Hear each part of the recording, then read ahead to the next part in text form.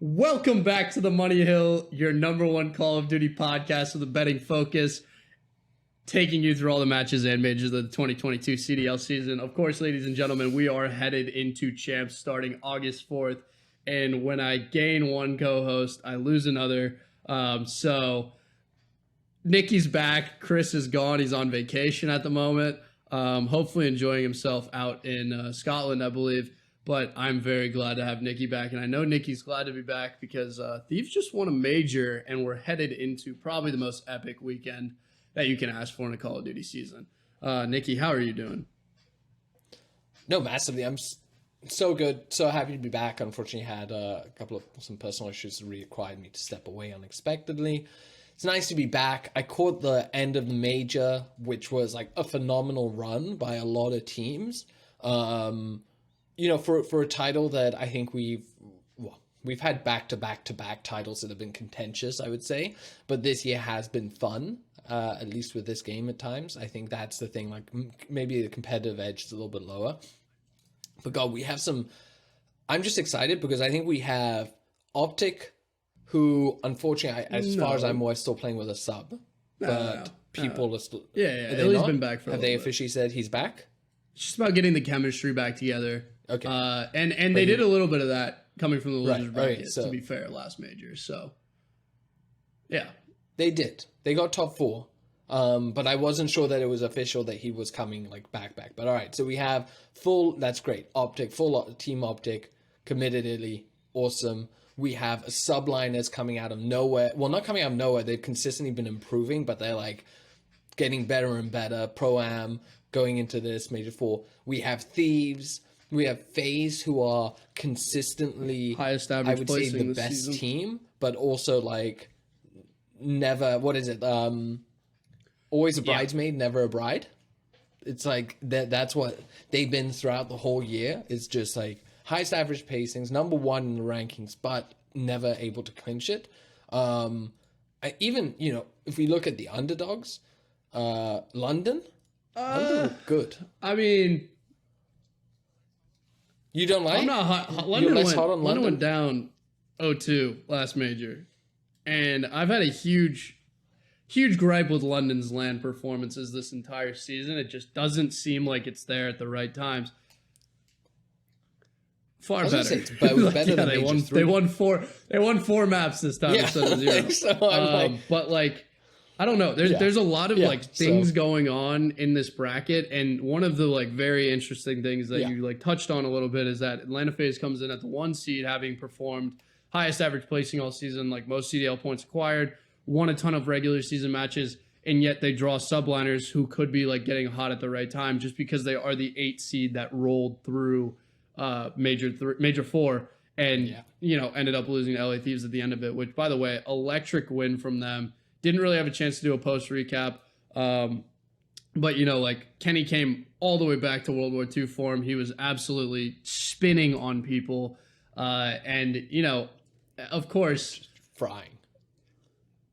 And started off a bit slow. I don't know if because they were down 2-1. Yeah, I believe so, early. Or 1-0 at least. I think it was 2-1, and I was like, oh, shit... I was like, in finals? I think they were down 2-1. I think they went down 2-0 to start the final. Yeah. 2-0.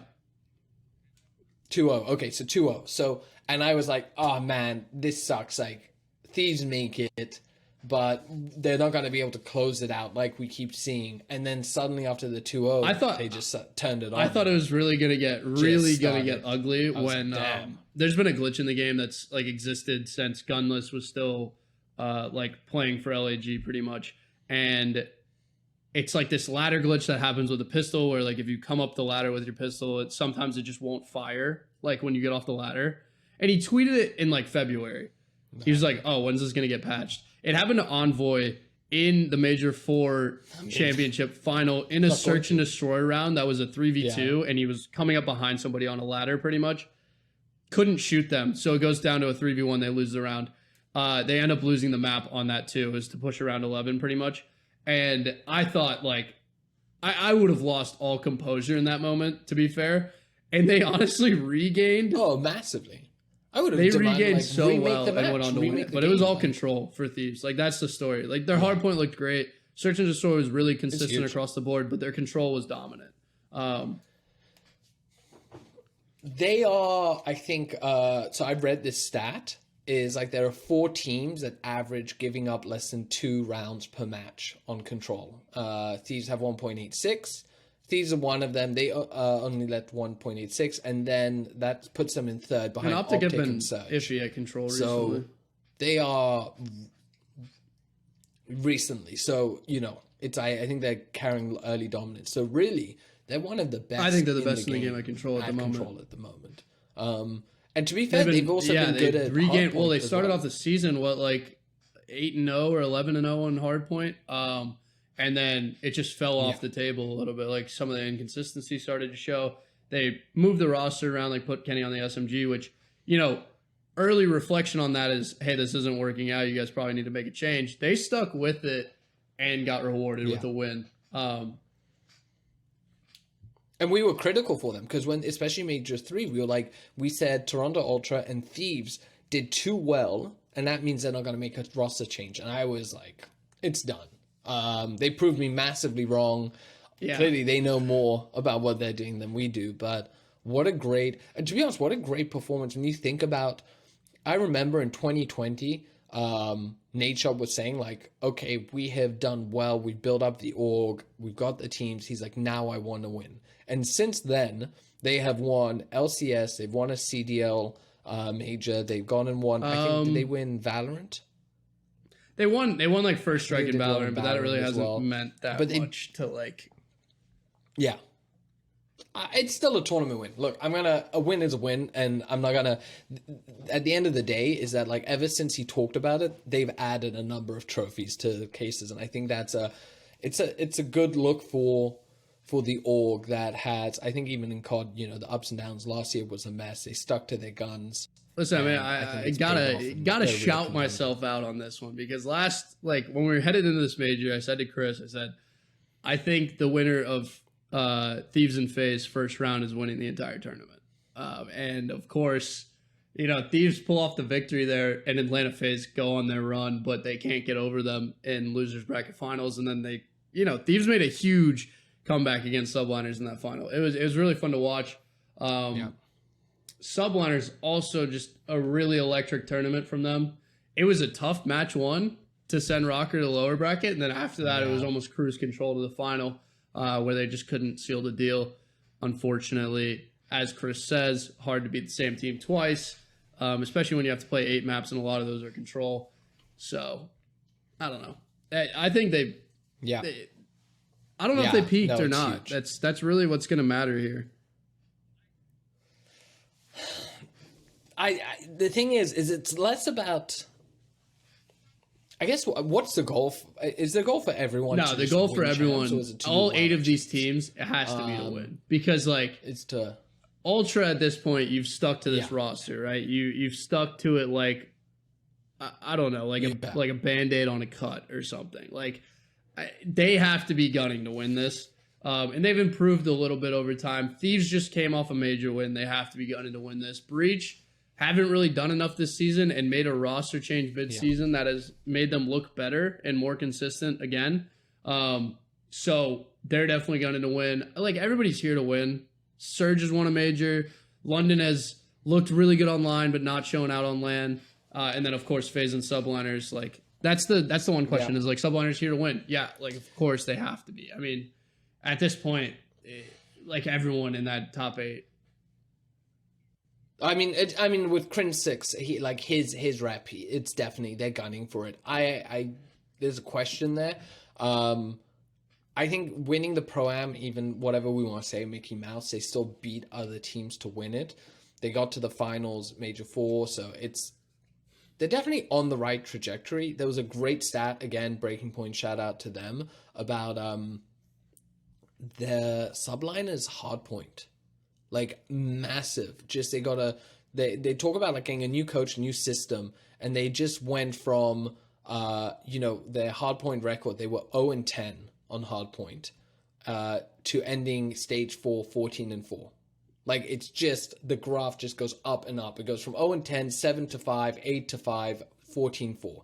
So they have the tools to win hardpoint. They have the tools to kill. They're vibing well. I think coming off of this sort of performance gives you confidence and gives you that kind of energy that you need to come into something. Like, hey, we can do it. It's awesome to see. There is kind of switching gears, though, to the flip side. There was one team I really wanted to ask you about and get your thoughts was Seattle Surge. So, big-time winners Major 3. I mean, like, disappeared in Major 4. They almost disappeared for, like, half the stage as well. Throughout the season, the way I look at this, and one of the reasons why I really don't think that Thieves is going to win it all is, like, the downtime between majors, and when we've seen it, like, hit, it really hasn't reflected well for, like, a lot of teams. OpTic coming off Major 1, they didn't look terrible starting Major 2. They honestly, like, kind of ripped through it, but once you got to LAN again, it was kind of weird. Maybe that has to do with the sub or whatever. Seattle Surge as well. Coming off that major victory, they looked pretty bad in Stage 4, and then really bad on LAN in Stage 4, in the Stage 4 major. I mean, obviously, LAG fell off the fucking map after they won their major. Didn't even qualify for champs. Yeah, exactly. So irrelevant. I don't entirely know. I think this team is very capable of bouncing back. They've shown that this entire season. But for me, like, it's almost being able to find consistency in that third game mode is going to, like, win a team this entire thing. Because, like, yes, teams that have won majors have been very hot in Search and Destroy, but also, like, having consistently one map that you can win and dominate people on. And I think the most repeatable one at this point is Control. That speaks more to, like, where a team is mentally and also just in strat and, like, composure across the board. So if they have it, like, it's a good thing to rely on. You can go down 0-2, win a map, and then pull yourself right back up by the bootstraps, win the hard point, and then all the pressure is on the other team to beat you. So it completely flips the script. Like, Control has a very pivotal, it sits in, like, a pivotal spot for this game specifically because hardpoint is so fucking variable. You can run across, like, 50% of the map on accident and then somebody spawning in your ass on Gavutu or something like that. It's just, I don't know. For me, still relied too much on Pred and Sib. And if a team is able to shut one of those two down, I feel like it's going to be a really bad time. Well, it 100% was on them. They both got hot. They played out of their minds. They took over the game, and that's what won the Major 3. I don't know if they're, like you said, can they get that same energy? Can they take off from the start? I mean, to be fair, they're facing Royal Ravens, who I would argue, it's like between Ravens, Surge, and Breach that I would say are the weakest teams. So the fact that they're matching up against one of the weaker teams, I think there's a shot. But then if they do manage to win, they're up against FaZe and Subliners. So unless they have a lot of momentum behind them and energy, and they really, like, they capture that magic again, I'm less convinced. I think they drop down to lower bracket, and then they either have to hit that sweet run through a lower bracket. I actually have an interesting take on this, but I will read the bracket off first so that people know that what we're looking at here. Okay. All right. Well, do we want to talk about outright winners? If you would like. Yeah, go ahead. All right. So do you want to run through them or should I? Yeah. All right. Number one, no surprise, FaZe at 3.45. Like, in relation to the last couple of years, like what we've seen. Yeah, I'm think about it. Yeah, that's It's a weird one. It's like, because they are the best team. People are saying they're the favorites, but they have never won. Would you bet on them? I feel like there is one thing about like this team that people always forget, and it's Cellium and it's Champs. And like every single year, he's saved something that he just knows about the maps. And specifically in Vanguard, this year the walls are paper fucking thin. So he's going to have some crazy spot ready for. And it's of course it's gonna happen in like a search and destroy round 10 or round 11, like late in a game where he's just posted up in the weirdest angle and all the casters like, what the fuck is he doing? And then he just shoots through like 4 walls and wall bangs the bomb diffuser or whatever. like something like that can happen, and it will swing a series in FaZe's favor. But yeah, I mean, like, you got to bet that. Like, 3-4-5 is the highest we've seen them, and they're by far the most consistent team in the game. Oh. Absolutely. I think what sucks is that we have to win outright. We don't have, at least I don't have the, to reach the finals. I wish I had that, because I think FaZe around is definitely like 1.8 or 2, which I would still honestly take. I think, like, pretty good value. They'll be ready. I would take it. So FaZe, it's kind of the odds are on the cusp there. I don't think they can win.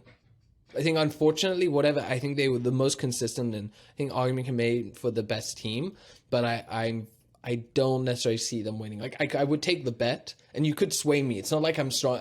There's no way. I'm not saying they're not good enough to win. I just feel like with Vanguard, they found it hard to close tournaments out, and I think this could be a very similar thing, especially if they run into one of the other teams that are hard at the moment, or that I don't know. I think, like, for me, the way I look at this is that if they end up in a final and it's not OpTic Texas that's on the other side of it, they're gonna win.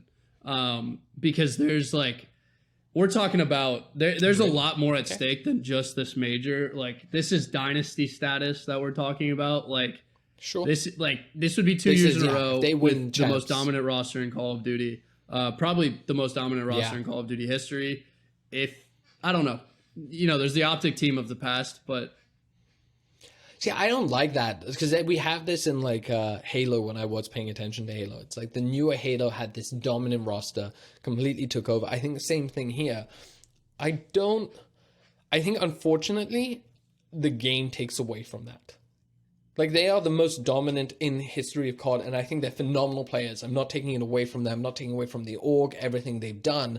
But I think to say, like, they are the best team in history, I don't agree with, because I think the game, unfortunately... I mean, I think the best team in history is the OpTic Dynasty with of the titles. Like that team that won the chip. Scump, Karma, Crimsix, and Formal. So, like, they might not be the best of all time, but...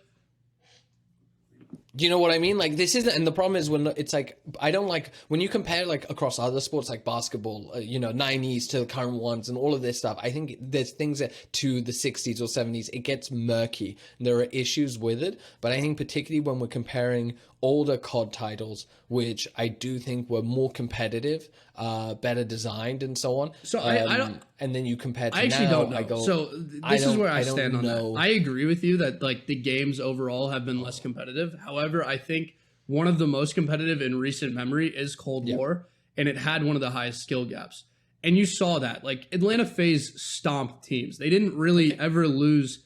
They didn't really ever lose 2 series in a row. Oh, they're still one of the best. I think for them to win that championship, and they display that they're the most dominant roster, but to then go into a game that doesn't have that skill gap and still win it would speak more, like, to how dominant they actually are than anything. So there's an interesting, like, kind of caveat here with, like, how you look at it. I think don't get me wrong, they are incredible players, incredible together. And I think if you took them and put them in a more competitive COD title, I still think they win. I still think they are a top team. I'm just saying that when we're saying, like, oh, they're the most dominant team in the history of COD, and I think, like, when we have that in Halo, and it's like, oh, this is the most dominant team, it's like, but it's across Halo 5, and I don't... We'll have to table the conversation for if they actually win champs, and we get a good recap going about this, because it would be very interesting to talk about. Kind of where they stack up against the OpTic Dynasty. It is. Okay, next one. LA Thieves, 3.86. I think those are good odds. I actually, like, to me, it's Thieves or Texas that wins this all. I like, and, like, kind of Subliners are my dark horse. Actually, I mean... Obviously, I can see FaZe winning. I wouldn't bet it. I think these are... I wouldn't bet it. I was a big proponent of betting them for Major 4 because I thought their odds were fucking crazy. I think it's 2 weeks off is, like, a lot of time in this game, man. All right, it's a ton of time. It is. Texas 3.97. Illey's back. Hopefully he's healthy. This is a big caveat. Like, my issue with these odds is that I think they're fair for a healthy OpTic. But if Illey, and we don't know, like, yeah, Illey's back in the squad, but are his hands good? Is he gonna have pain? Is there chemistry issues? That's my big question mark, because we could get I think they're going to come correct, or then they win. I even think Major 2 Optic was affected by Illey's injury. I think they'll come correct this time. Like, I think, I honestly think if there's any team that benefits from this 2-week break the most, it's literally them. Yeah, because they're going to just grind. So, yeah. Okay, well, 3.97, they always do that little I think, fall off before champs, and then right when you get back into it, it's it's the same team that you saw at the beginning of the season. Yeah. And they have time to practice and get things tight again. So, look, I think 3.97, good odds. It's a good one. Subliners now. This is where it jumps. 6.61. Now, I like this just because of the odds. I think they are less likely than the top 3 to win it all. But that's why the odds are so much more generous. So it's like, if you want to put a little sprinkle on it, I think they'll cause FaZe some trouble. It's good enough. Like, I think this will probably be a map 5 situation. Yeah. But if they win it, do you think they can If they win beat FaZe, for me, it's going to have to be a 1-4-5. FaZe, I don't think FaZe is going to give up control to them for the most part, or at least I hope they don't, because if they do, they're in a world of trouble. FaZe has had a little bit of trouble with Hardpoint recently and kind of closing out those games. They've notoriously given up a few like very, very big leads in Hardpoint as well. And Subliners with manhandling teams in Hardpoint last major. So for me, 1-4-5 is what I said. Like I think.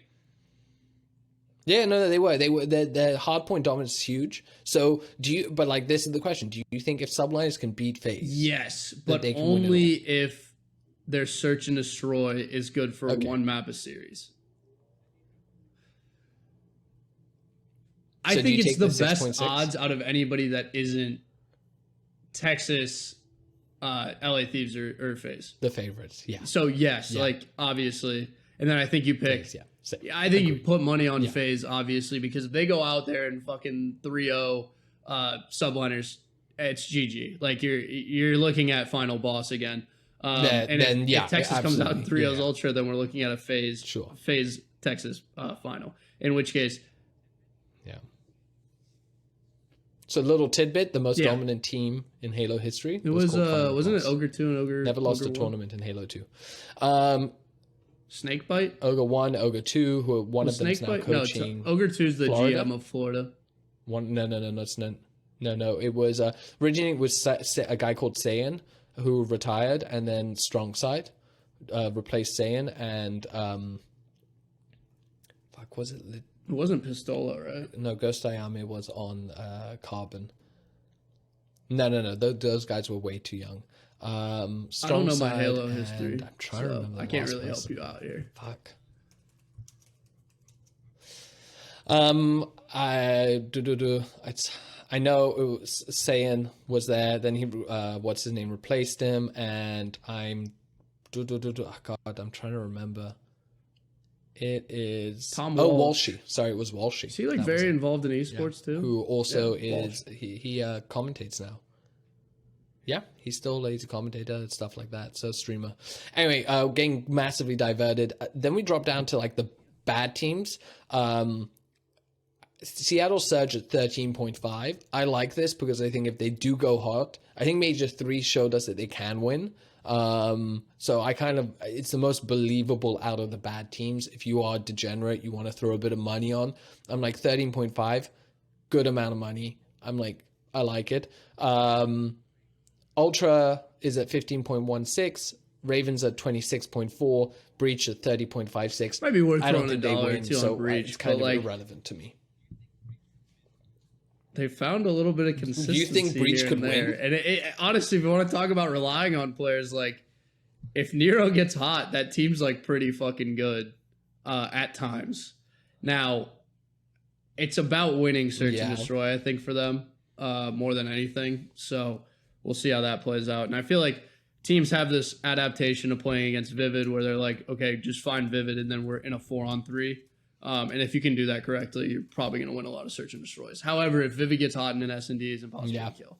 I mean, very interesting odds, but also like just want to note that the spread on this is so fucking tight. Like we're talking about 8 teams, and like realistically, one of these matches can just decide your tournament immediately, right off the bat.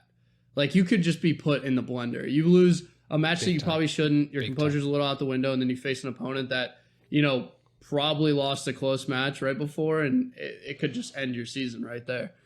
So it's going to be a very, very fun champs, I think. And with the reduced skill gap, it's going to get very interesting very quickly.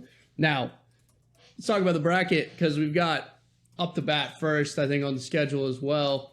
Actually, no, this is inverted a little bit.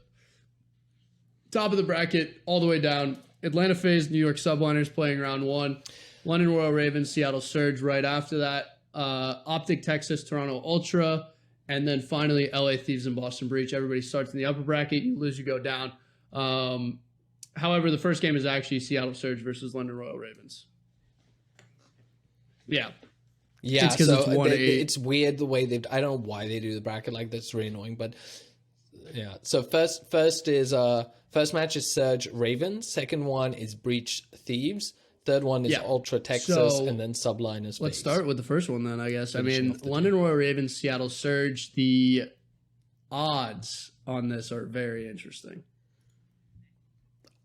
Are like neck and neck. Neck and neck, 1.854 and 1.884.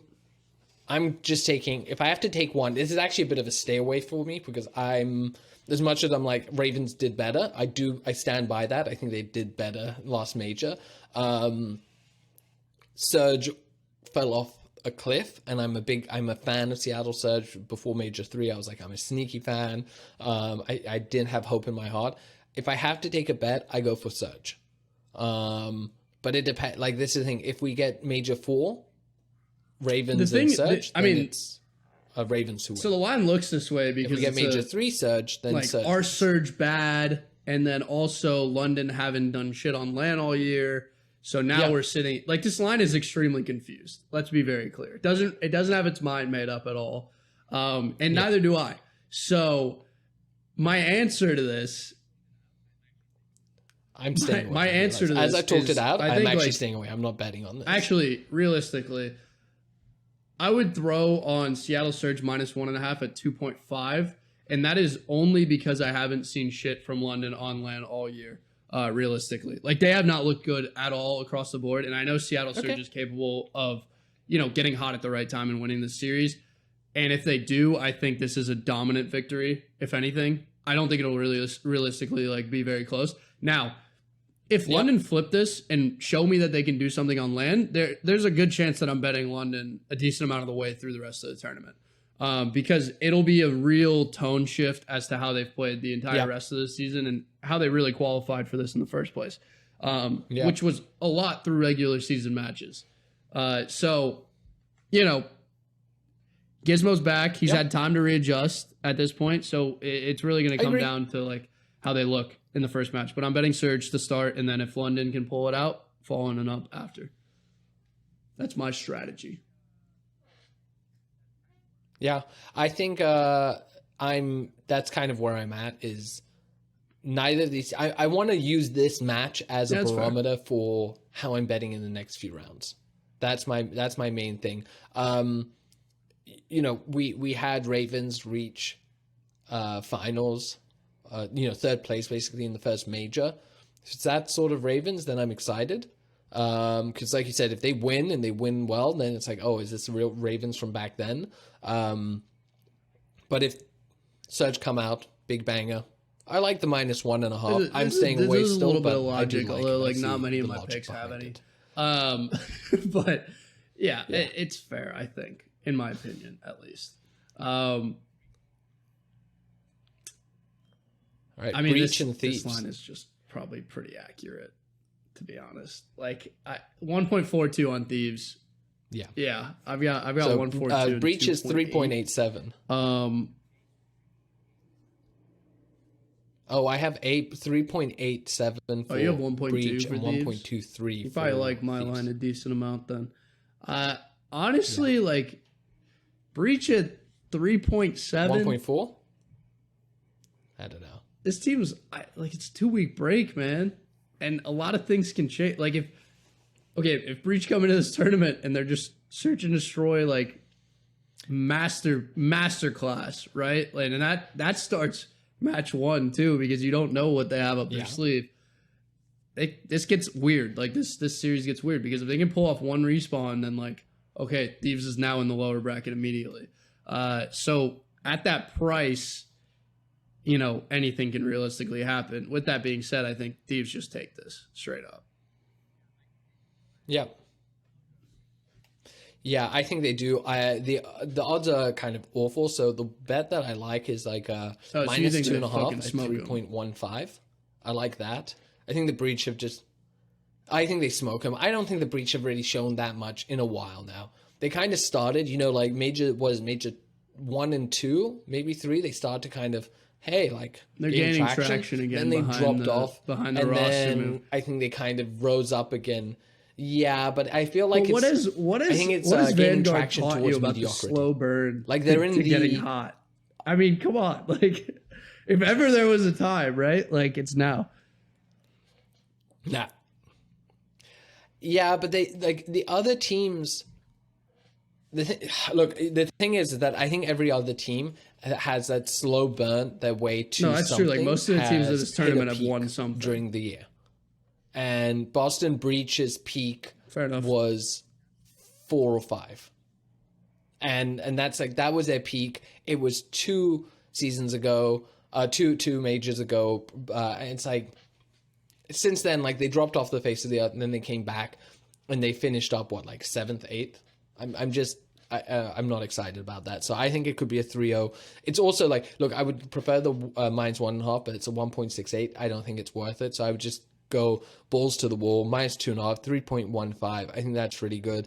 I 100% would be looking. What amount? Do you have the control odds? I'm trying to find it. Yeah, Thieves.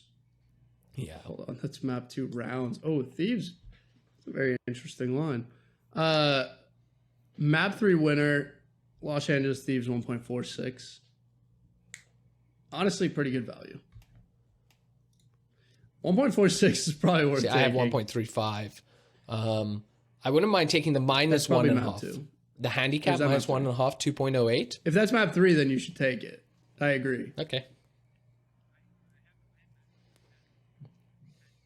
I have map 3. Map 3 handicap minus 1.5. Yeah. And that's 2.08. I'm like, I think that's really good. You can even go for over-under on the total amount of maps. So over 4.5 is 2.31. I wouldn't take that. Under 4.5 is 1.57. I would rather just take the minus 1.5. We're rolling into OpTic and Ultra then. That's what that means. And let's just go down memory lane here because all of last year Ultra was OpTic's bookie, man, the entire season. And that story has changed just a little bit this season, obviously. OpTic really has had no trouble beating Ultra the entire year. With that being said, I also have a huge bet against Chris about placings at champs and all that and qualifying things along that line. So this is clearly an OpTic Texas 3-0. Like it has to be. Big time. Like I have the minus 1.5 at 2.48. So like the lines are like 2.17 on Toronto Ultra, 1.65 on OpTic. I'm like Ultra. We had this video. I'm happy to admit we were wrong about Thieves, but it was like Major 3, Ultra and Thieves have done too well to justify a roster change. They can't win with these teams, blah, blah, blah. Major 4, Thieves showed us, hey, we're wrong. They actually can't fucking win. Good to see. Ultra just confirmed. They're actually the you know what? They're the Boston Breach of the upper bracket, of the upper half. Like Boston Breach and Toronto Ultra, I think are like sitting in that. You can flop, whatever you want to do. You can put them above, below, but they're interchangeable and it's irrelevant. Like I also just don't like the Ultra. Neither of them is good. And that's been very clear over the past couple of years. And I apologize to all our Canadian fans, to which there are actually an outsized amount of them. And it has nothing to do with them being Canadian. Mm-hmm. Let's be very clear. I love Canada and I love Canadians. Nope. I love the yeah, I mean, like, I just don't like the way they play Call of Duty. It just bugs me for some reason. But yeah. So do you want the minus 2.5? I want that. You know what you can get that at? I think. What are your odds on that? I have 5.4 on an OpTic Texas 3.0, and then which I think is. I think that I don't know where the minus. I lost amazing. the minus 2.5 because I'm stupid. I'd take that. And I moved off the line, but yeah, 5.4. I think I had better. I have 5.3 on the minus 2.5. But yeah, I'm taking 3.0 OpTic Texas all day. That's where I stand. Yeah, I minus 1.5 at 2.48. I think it's phenomenal.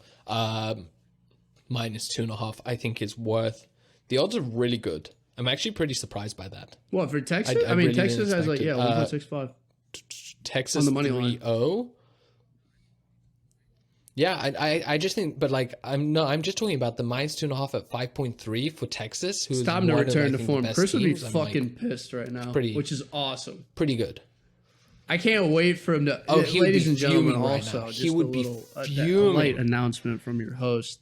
We'll be back, after these matches finish, and there will be blood. So get ready for that. And Chris will be back. I guarantee it's going to be. If he's not back. He should be. Yeah. Yeah, if he's not back, fuck him. But we're just going to keep ripping. His two if he's teams not back, are terrible. I'm going to be Ultra pissed. And Breach. But he'll probably be out socializing. So, that's good for him. We all got to touch grass eventually or whatever. Yeah. But he needs to be back. I will make sure he's back. I will schedule it so that he's back after Texas 3-0's Ultra. So I'll see you there. We can all enjoy this together. However, he's been pretty, iffy on Ultra recently, but he's got a broken heart. He has been. It's broken his heart, but look, minus 1.5, 2.48, minus 2.5 at 5.3 for OpTic Texas. I think is great. I think I kind of like this is also me betting on. I think. Oh yeah, I think they're about to just come back and rip this tournament. Dashy is arguably the most clutch player. MVP. They've got Illey back. Champs. Hopefully, the rest in the recovery of anyone. If you put them in a final, they're probably going to win. Take two. I'm really not even sure what to say at this point. Ladies and gentlemen, of course, welcome back to the Money Hill mid episode. Obviously, unfortunately, we've had a series of errors at this point. And that is why you'll notice a little continuity change. My outfit change as well. Nikki and I were in the middle of discussing OpTic and why there's a good shot that they can win this on a bounce back and coming off the 2-week break for champs. I think they'll be prepared. But there was a fire in my building, and then right when and of course everyone's okay, all that stuff's great, and I'm sure Nikki will leave it in, but. Him running out. He was panicking. He doesn't wear pants when he records, so it was really awkward. That's the OnlyFans content that people ask for all the time in the comment section. Yeah. But Nikki, under desk we come to record this again, and then Nikita's laptop breaks. So my laptop's on its last legs, and I was talking about how it keeps blue screening when I'm trying to render and doing things. And then right as we finish chatting about that, Scotty's finished this great monologue, and then boom, I crash. I didn't even know what to say this time. I was just like, all right, let's just record it. But just go. It's just a series of unfortunate events at this point.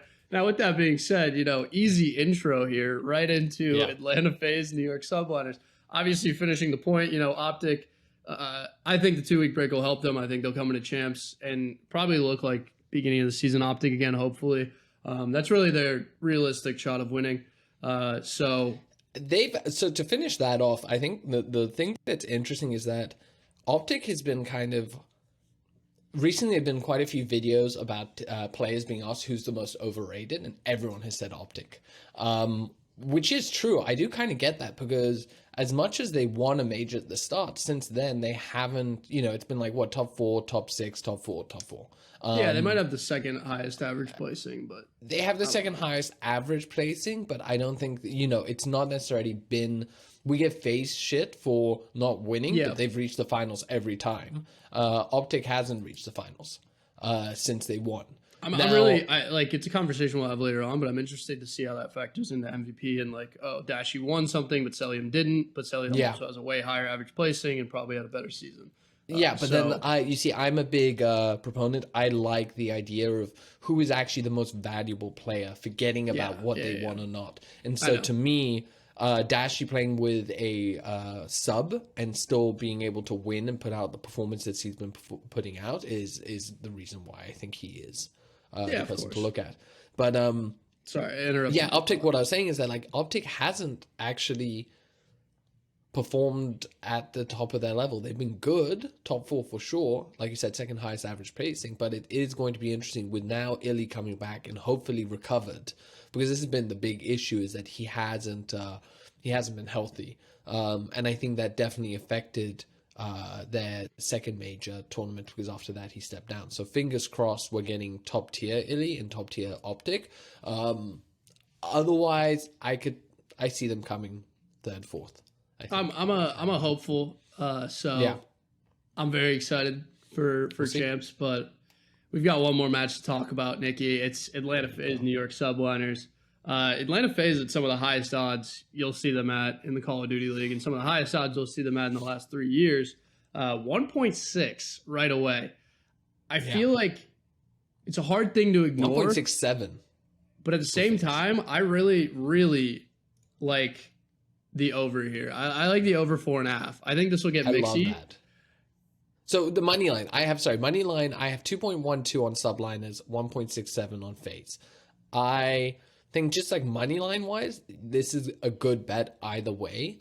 It's a weird one because I'm a bit of a hater of Crimsix and Subliners and stuff, and just a bit. It is justified though. I mean, they really looked like extremely good last major on LAN. You can't discount that, and Faze haven't been Faze recently, if that really makes any sense. But at the same time, it's 2 weeks again, and like this is one of the teams that will come in prepared. They won't scrim Subliners; they'll scrim everybody else that's in the pool. And that's the only team they're focused on right now. Faze is a team that wants to win. Like some people have that killer instinct and that winner's attitude, and I think Faze, despite not being able to win, come in every tournament with that hunger, and they just want to win it all. So I think you can never underestimate them. But yeah, as much as it galls me to kind of say, Crimsix has been playing well, and so is the rest of Subliners. They made some incredible changes. Their hard point is through the roof when you look at the growth throughout the year, and they're definitely trending in the right direction. The winning the Pro-Am, then getting to the finals, losing to LA Thieves, but that's okay. It's gonna happen. So these are things where you kind of do wonder. And over the last couple of tournaments, I want to pull up the bracket. Do you know if they've played against each other over the last couple of majors? I think they didn't play against each other last major, that's for sure. No, I don't think they did. They didn't really win any maps at majors until like last major, literally. With that being said, at the same time, what we saw with Toronto when they played at home, they outperformed pretty much every other placing the rest of the season. Plus, you add in the fact that there's so much on the line for New York going into that major. How much of that is, the momentum that was created around the situation versus like Crim 7? Hey, this team's fucking crazy. For me, there's a few things I like here, like a decent amount. So you mentioned over 4.5. Sorry, I didn't finish that up, but I did. I mentioned over 4.5. I think there's an opportunity that happens. 2.68 odds. I think it's all right. It's not like my favorite bet here. I do really like Atlanta Faze -1.5 at 2.18 for the map 2, which is Search and Destroy. I think they have a little bit of an edge there. I think they'll come in like extremely prepared to win this S&D, if anything. And if they get smoked in hardpoint, we know they regain well. And then finally, I like my hedge on the over 4.5 realistically is Atlanta Faze 3-0, because I don't see them winning a map and losing the series and it not being a 5-game series. For some reason, that's just how my brain's working right now. Really can't. I mean, you've been hot. Well. You have been hot recently, but I just don't like your calls. Yeah, so like that seems like a good hedge to me. Obviously, the logic really I'm not sure it's there, and I'm not sure it flows very well, because there's definitely better ways to hedge yourself off, especially with the odds we're seeing here. But I think look, five times odds for an Atlanta Faze 3-0, I think is actually phenomenal. Even if you go for the 3-1 on Faze, you're getting a 4.2, and I think that's a really good. If you want to call the winner 3-2 to Faze, you get 3.9. If you go 3-2 Subliners, you get 4.7. So I think those prediction bets, I do really like the 3-0 and 3-1. I like the over 4.5. I think that's a good one to go for, and kind of hedging it with the 3-0. For me, honestly, like we can see something like that. And they haven't looked like it recently, but great. -1.5 map 2 I think is phenomenal. But the thing that we've seen FaZe do in the past is like they're so dominant that it is up to them whether or not a series is going to get messy, and if it does, then like they'll still close out. That's how it was last year. This year, haven't seen a lot of that, but I think like coming into this series specifically, where they have a chance to only prepare to play New York, it is very much in their control, and I think they will understand that. So I don't know. We haven't seen it this year, but now's the time. I've gone back and looked at the last couple of majors just to double check it. Actually, FaZe's kryptonite was Thieves. Yeah, Thieves have bounced them out.